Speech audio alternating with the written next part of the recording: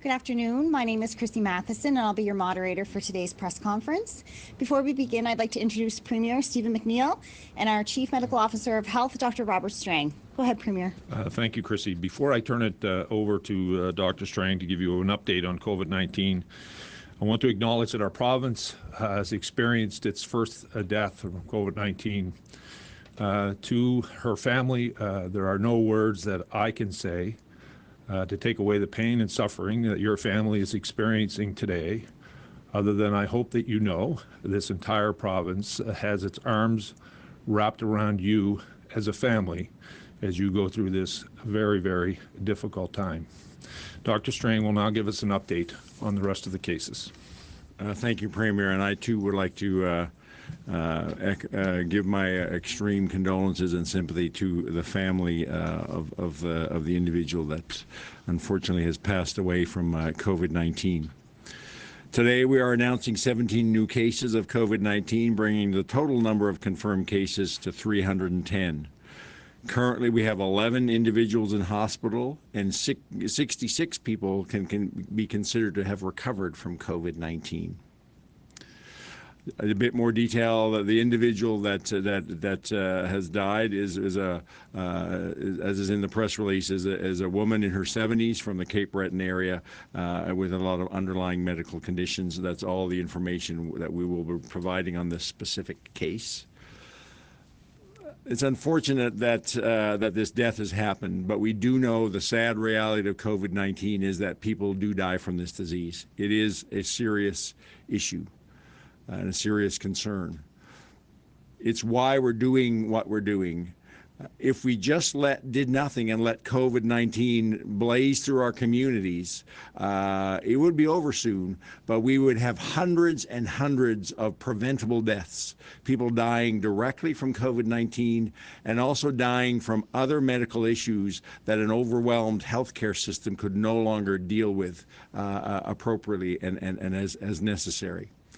It's why we are putting in place, and it's not just Nova Scotia, it's across Canada and around the globe, why countries and our province is putting in place very tough public health measures to keep people at home, to keep them apart from one another as much as we can. It's why we're putting in place a key focus in our healthcare system around detecting cases early through broad and rapid access to testing, and comprehensive and urgent follow-up by public health around any cases and their contacts.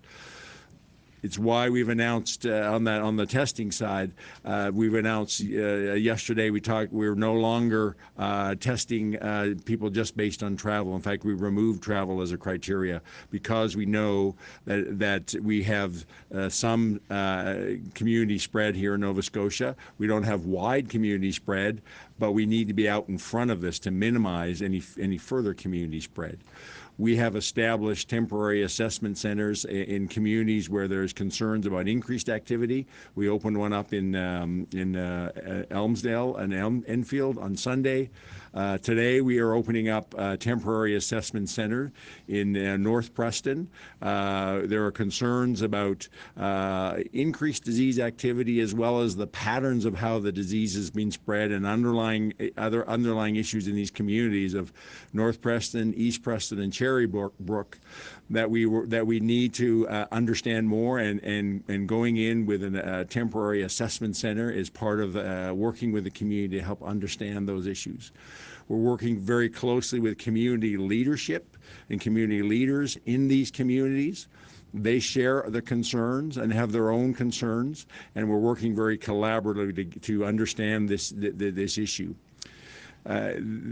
We need to. These communities are very concerning to me because they have the potential. If we don't get out front of and support these communities, we already know that we have cases in the broader HRM area that are linked back to these communities. We have cases amongst healthcare workers that have gone in through their work unknowingly and transmitting disease in some of our healthcare facilities. That is very concerning about how this could impact the broader community. As I said, the leaders in those communities are equally concerned and working closely with us. Unfortunately, there are groups in these communities that are, because of their willful not following the requirements to minimize social gatherings, to stop unnecessary social interaction, are a key piece of what's driving the disease within these communities. And that makes me very concerned. But it's not just these subgroups in these communities. Yesterday, it's broader in our community. People are not understanding and taking this disease seriously. Many folks may have seen it. I saw it, a picture from the Bears Lake Costco yesterday, where large crowds of people outside the store, well within the 6 feet of one another. I don't know what it takes to help people to understand that this is the kind of activity that actually easily spreads this disease. I know we're moving into Easter. People are anxious to get groceries, but we need to understand that you have to do this in a way that respects the requirements around social distancing and numbers. I talked the other day about responsible shopping. We need to, many of our grocery stores, the Sobeys and the Superstore, are putting significant things in place to manage and keep their store environments as safe as possible. But if people just crowd up outside, all that what's in the store is for naught if they're all crowded up outside and exposing one another there.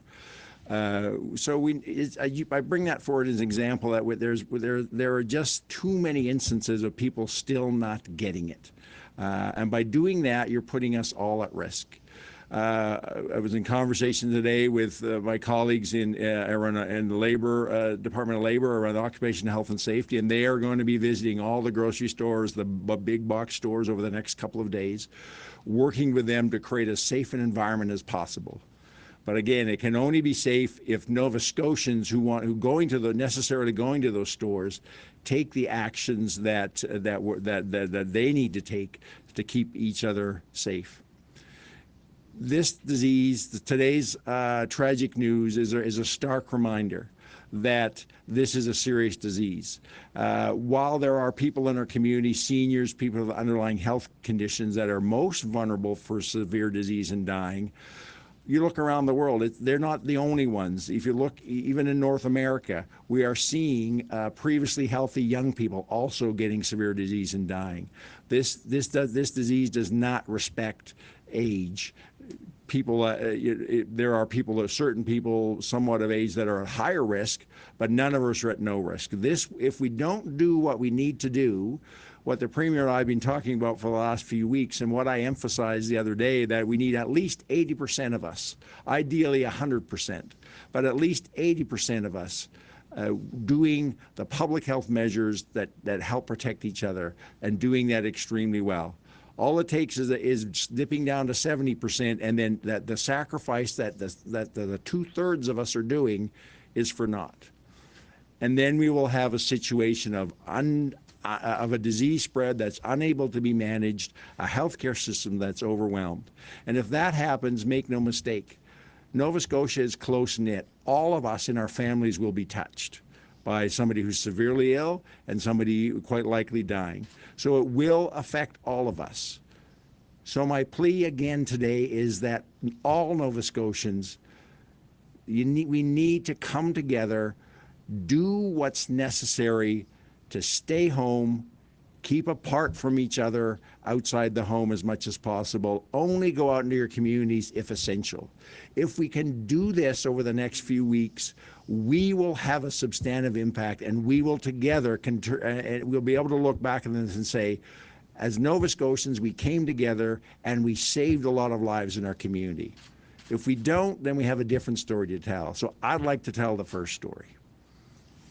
Thank you, Dr. Strang, and I can tell you I've sat next to you now for almost 3 weeks. I can sense, quite frankly, in your passion today and the frustration that he's feeling, because more than any of us, he knows there's two results to this. The one he described that none of us want to see is that more families end up suffering with deep loss, or the one where this is in our own hands, where we can follow the public health order. Stay home. Wash your hands. Keep 6 feet away from people. That's not too much to ask. And if you heard the same frustration in Dr. Strang's voice as I did, you would know why. You would know why. Now we'll open up for questions. Just a reminder that each reporter will have one question and one follow-up in the amount of time that we have allotted for today. First question will go to CTV Natasha Pace. Hello. We have a couple questions for Dr. Strang, actually. The first one would be nursing homes. Wondering, you issued a new directive yesterday. I'm wondering whether or not all workers in nursing homes should now be required to wear PPE. So that is an issue we're looking at. I know the IWK and the NSHA have announced today that their frontline workers should be wearing a surgical mask to minimize the chance of that healthcare worker potentially spreading the virus to a co-worker, to a patient.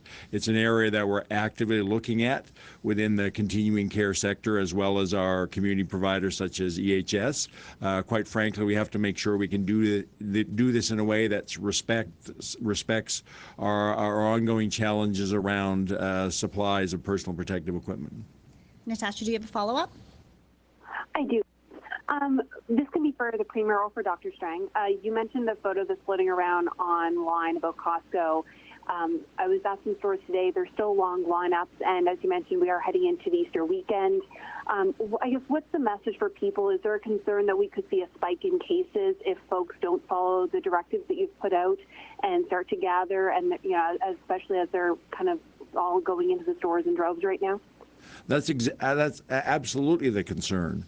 The way we prevent this virus from spreading, and now we do have it in communities in Nova Scotia, not widespread, and we want to keep it that way. The way we do that over the next few weeks is keep ourselves apart as much as possible. So anything that brings people together from across the community and puts them in close contact with one another just is where the virus spreads. That is why we need to separate, keep as much to our homes as much as possible. Yes, I get it. Some people are going to work, still have to go to work. We're asking them to do that. Every household needs to get groceries and go to get the pharmacy. But there are ways we can do that responsibly. Lining up in large numbers of people, cheek to cheek, outside of a store is not common sense, is not responsible. I'm baffled when I see a picture like that, quite that frankly. What are people what are people missing that what's been said over the last 3 weeks, that they would somehow think that that's okay, and it's putting themselves at risk, but quite frankly, it's giving the virus a foothold that puts all of us at risk. Next, we're going to go to the Chronicle Herald's John McPhee. This is a question for Dr. Strang. I'm not sure how much detail you can provide around a person's death. You said that you're not going to go into details, but this kind of thing does raise concerns in terms of exposure and those kinds of concerns. We're told that she was being treated on the 3rd floor of the Cape Breton Regional Hospital, not in a COVID unit. If that's the case, are there concerns about other vulnerable patients being exposed to the virus? So, John, I don't know where your sources are, but you have more detail than I have, and certainly more detail, even if I had it, that I would disclose publicly. We're always very concerned about disclosing some information that may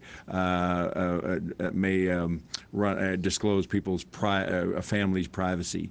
What I do know is that we have public health is working with the hospital right now with infection control and occupational health, like we do in every case where in a healthcare facility, to identify who may have been put at risk, whether they're another patient or a healthcare worker, and appropriate steps, testing of individuals, isolating them if necessary, will be taken. John, do you have a follow-up? Yes, I do. Just a quick one. So, can you say whether there is a COVID unit in that hospital on the 4th floor? Again, that's what we've been told, so we just want to confirm that's the case. So I know there's a COVID unit in all of our regional hospitals, including Cape Breton Regional. I don't know the exact location within each hospital, but there are COVID units in all our regional hospitals. Next, we're going to go to Global's Jesse Thomas. Thank you, Chrissy. I guess 11 cases in total, 1 death. I'm wondering, is this the week where we see things, begin to spike and get worse here in the province? And I'm just wondering how many people are in the intensive care unit of those 11 cases.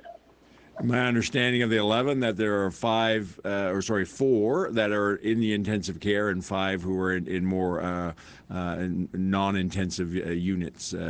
We continue to see the numbers go up and down. I fully know that we are going to get some kind of a climb in numbers, and at some point in the next few weeks we'll reach a peak. But I have to keep coming back to this, and I'm a broken record, but I will be a broken record because it needs to be said. How much that climb is and the peak that we get is up to us.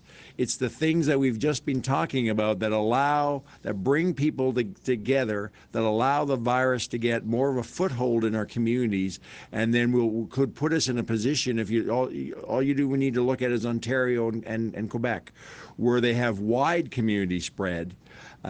We have a chance to avoid that because we implemented our tough measures 2 to 3 weeks earlier in our epidemic here in Nova Scotia than they did in Ontario and Quebec. That's not a criticism of them. We just have that fortune to be able to do things with a knowledge of an experience in other parts of the country, and we clamped down really early.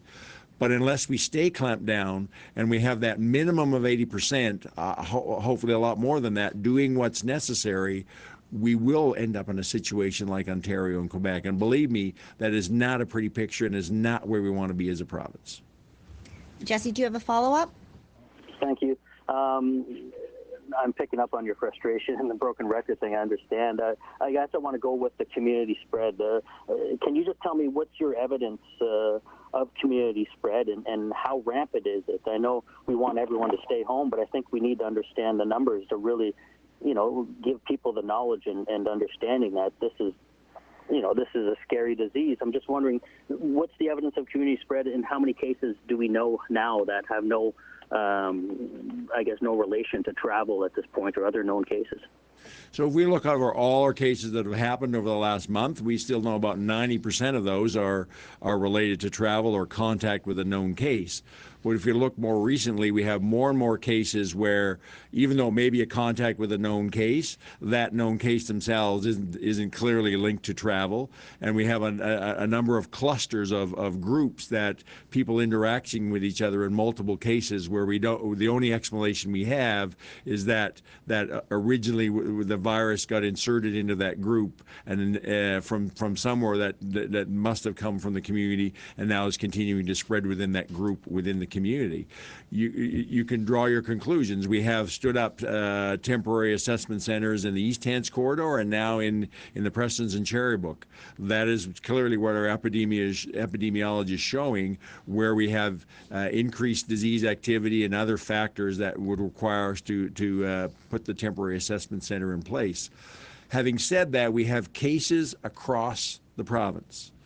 And that's I remain concerned that if we focus too much on one community versus another, we miss the bigger picture that this is a risk for all of us across Nova Scotia. We need to be taking the preventive steps along with access to testing when necessary and appropriate in every community in Nova Scotia. Because quite frankly, if we have a couple of hotspots today, the way we stop it from getting in hotspots in more communities is by all of us paying attention and taking this disease seriously. Whether you're in Yarmouth, you're in Amish, you're in Halifax or Sydney, all of us need to pay attention and take this seriously. Next, we'll go to CBC, Shayna Luck. Good afternoon. Dr. Strang, this is a question for you. Just trying to confirm what I think I understood you to say earlier, that the death was at Cape Breton Regional Hospital. And further to that, based on what you do know about what happened at that hospital, is there anything that concerns you about the way that hospital handled this case? Public health is working, as I said, working with that hospital, with infection control and occupational health to understand what happened from the time that patient was admitted into hospital, who may have been exposed to her, whether it's another patient or a healthcare worker. You have to understand this death only happened yesterday, and so there's an ongoing public health follow-up on this case. As I said, any healthcare facility, we always bring in infection control and occupational health. Shayna, do you have a follow-up? Yes, so, sorry, Dr. Strang, so am I understanding you correctly that was Cape Breton Regional? So I haven't used those words, but you can come to that conclusion based on questions from other members of the media.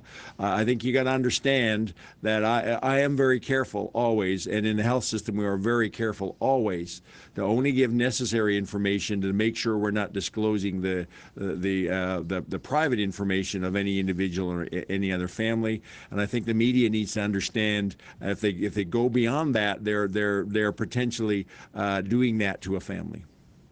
I'll remind those reporters on the line to please put your phones on mute. We're hearing some chatter on the line. Next, we'll go to the Canadian Press. Keith Doucette. Thank you. I'm just wondering, there was a contract signed announcement today with Stanfield. Looks like you're getting 480,000 gowns over the next 16 weeks.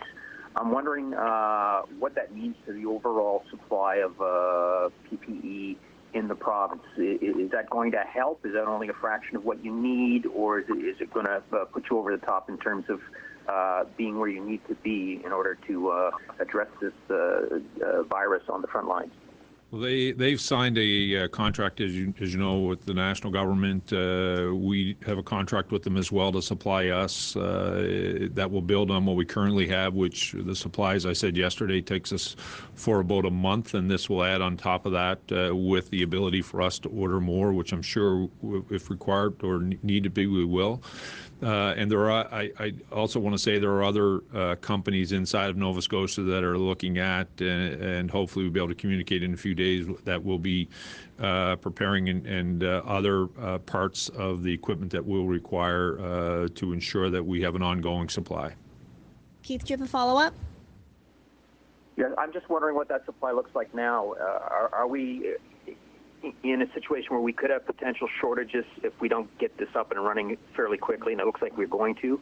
I'm just trying to get a status update in terms of where exactly we are with medical supplies for frontline workers.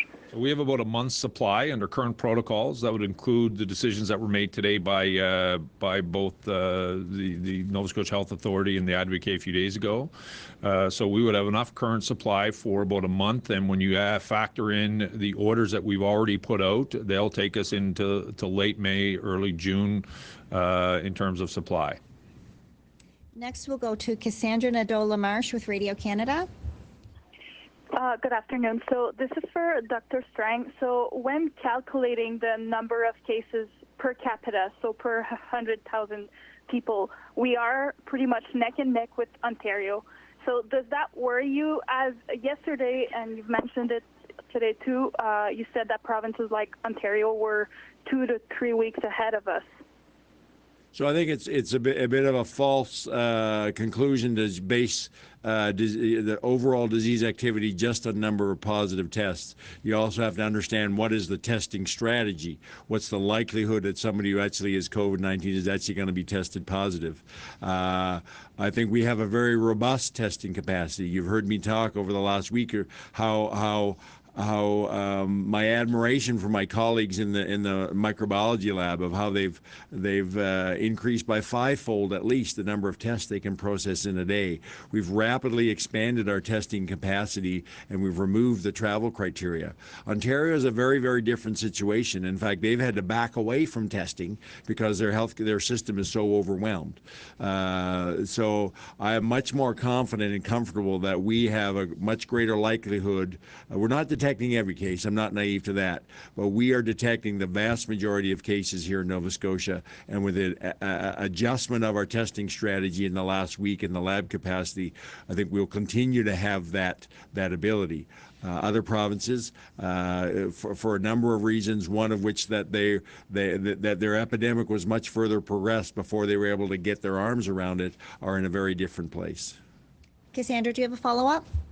Yes, and this one is for Premier McNeil. So this is in reference to my question from last week concerning the concerns of the Cheticamp community regarding the out-of-province fishing vessels workers. So we've heard that so now out-of-province essential workers, mainly in the fisheries industry, will now have to self-isolate. Why did you and Minister Colwell come up to that conclusion? Are you expecting it to have any impacts on the fishing industry economy? That was always the case if someone was coming into work in our province, in whether it was in fishery or agriculture. That's one of the things you may have heard the national government has been talking about, temporary foreign workers coming into Canada. All the self-isolation protocols were around that. That is not something new. Potentially there was a misunderstanding about the fact that people confusing a fleet, someone on a boat, and those in fishing plants, processing plants. If you're coming into our province, regardless of where you're coming from, we expect you to self-isolate for the 14 days. Next, we'll go to the Cape Breton Post's Nancy King. Hi, my question is for Dr. Strang. Are you able to confirm whether the resident or the person who died from COVID-19 was a resident of a long-term care home? As I said, what I've disclosed is the amount of information that I'm prepared to disclose respecting privacy for the family. Nancy, do you have a follow-up? Yeah. What protocol is to be followed in the event that someone tests positive? I guess what's the protocol in terms of people who are in close contact with that person? How the testing from that point goes on? So every time there's a positive test, that is communicated very quickly. We have an electronic information system that the lab then communicates that to public health. We have teams of people, and we're now actually working in shifts in public health because there's so many cases. Teams of people who then get that case. It's assigned to a lead public health nurse. Her job is to lead that team. We talk with the case where possible, or their family. We understand where that individual. First of all, we understand when did that individual become sick, and then during the time they could have been infectious. And we're now going to that 48 hours before they became sick. We work very carefully to say where were they, who did they interact with, whether it was a business that they were working at, whether they had gone into a healthcare facility, whether they were a resident of a long-term care facility, and then we make assessments about who are the people that we would consider that meet our definition to have been a close contact. And all those people that are close contacts, that appropriate steps are put in place to minimize their ability. First of all, we test them all right away, and then we put steps around them to minimize their ability that if they do become sick, that they're in a situation where they minimize their chances to begin spreading it to others.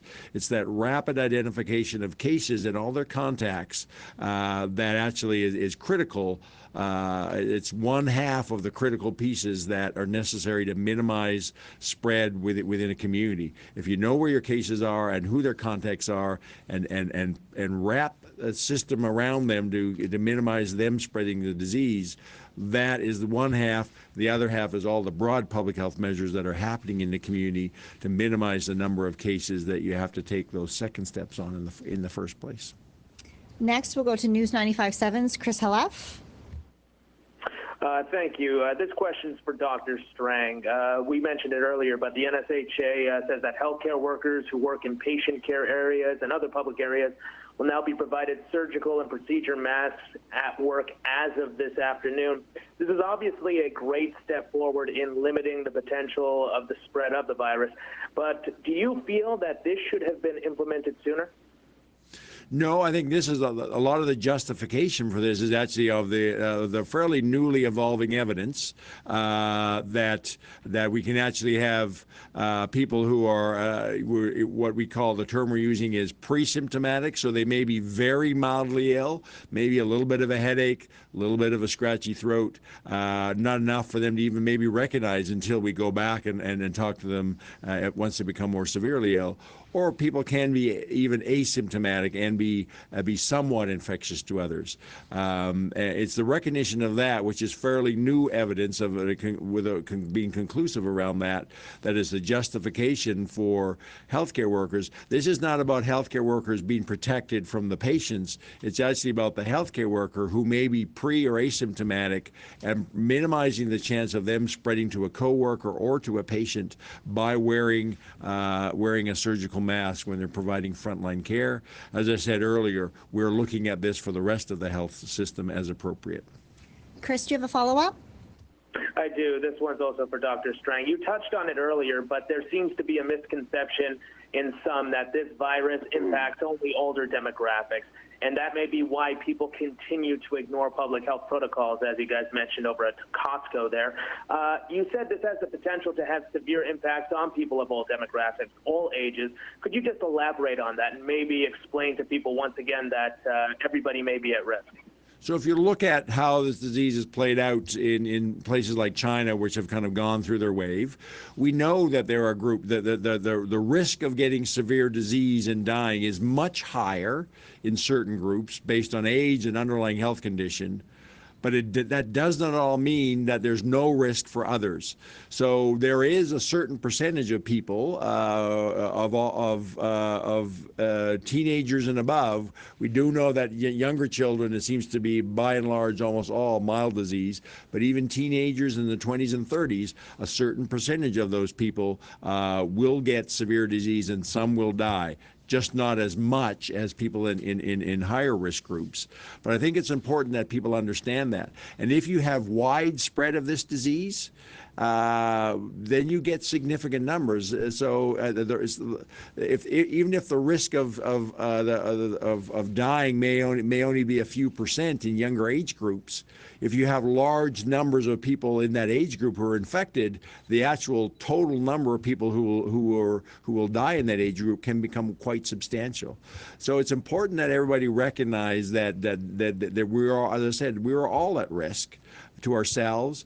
But the other piece is that even no matter what the age group is, if you're not paying attention and you're spreading this around, you're putting others who have a much greater likelihood of a severe outcome from this disease at risk as well. So it's about ourselves, but even more so it's about everybody else in our community, and that we all need to do our part to keep everybody in our community safe.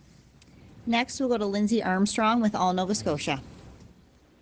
Dr. Strang, you said the provincial projections are coming shortly. Can you be more specific on when this will be ready? Are you expecting her to release something this week? Sorry, I missed your question. The provincial projections. We're still working on that. We had another briefing today. We're looking at that to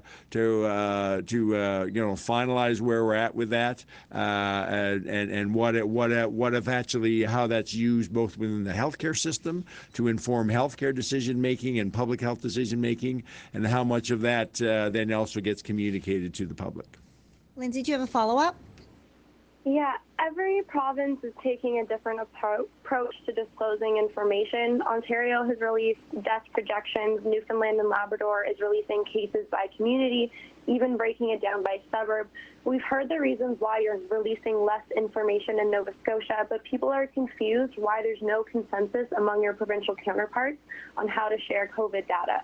So how do we know that this is the best practice when provinces of all sizes are handling it differently? So it's an area that there's a number of factors that go into the decision making. We are looking at do we get a finer, I call it a granularity in the data we have right now. We're presenting public data by a health zone. We're looking at ways that we can break that down, and we have some ways that we're certainly driving our public health surveillance. I think we all need to make look at there's pros and cons of every decision decision we make. And we're in the middle of looking at that, working with the Minister of Health, working with the Premier's office about what is the right level of information, balancing risks and benefits to do that. That's all the time that we have for questions today. Go ahead, Premier. Thank you, Chrissy. Dr. Strang spoke about the Costco lineup. We are not in the business of calling companies out or communities, but today we have to. Not only are too many people showing up at stores unnecessarily, when they get there, they are not physically distancing. Remember that 6 feet, 2 meters apart? All the science says it works. So for crying out loud, just do it. Keep your distance. It's not just shopping, though, unfortunately. We are now focusing on communities that we deem to be hotspots. We don't know yet, but we have mobile units testing. They're in Enfield and they're in East and North Preston. And while we are using resources, doubling down on testing, and trying to keep people healthy, the reckless and selfish few in some of these communities are still having parties. I can't even believe that after everything we've been talking about, some of you think it's okay to have a gathering or party. You are not only putting yourself at risk, you are putting everyone in your community at risk. And some of them work in our hospitals and long-term care homes. If they become infected and are not aware they're carrying the virus, they go to work and infect someone else, somebody more vulnerable than you. But if you are listening, know that every party you show up at and every get-together you go to could kill. You might not get sick, as Dr. Strang just explained, but someone in your family or your neighborhood or the healthcare worker down the street who has to go to work every day to protect us has no protection against you. Because you are the reckless and selfish, you do not listen and won't stop partying. Well, think about this. As you are planning your weekend, there is a Nova Scotia family planning life without their loved one because of this virus. This virus kills, and the only way we can kill it is if we keep our distance from one another. And for the love of God, stay home and stop partying, please, for the sake of our province.